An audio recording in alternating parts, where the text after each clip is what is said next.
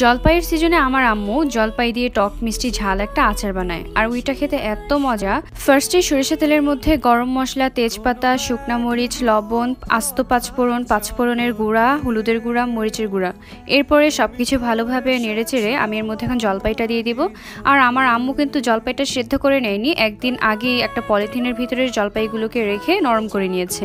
এরপর এর মধ্যে আম্মু দিয়ে দিচ্ছে অনেকগুলো চিলি ফ্লেক্স, আর চিলি ফ্লেক্সটা দিয়ে আবারও ভালোভাবে নেড়েচেড়ে নিতে হবে। আর আপনারা যারা এই মিষ্টি আচারের সাথে রসুন খেতে চান তারা রসুন খেতে পারেন, কিন্তু আমরা খাই না দেখে আমরা দেইনি।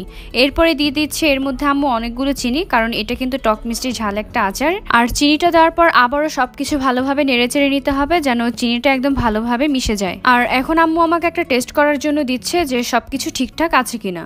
আর আমি টেস্ট করার পর বুঝতে পারলাম যে সবকিছু একদম পারফেক্ট আছে।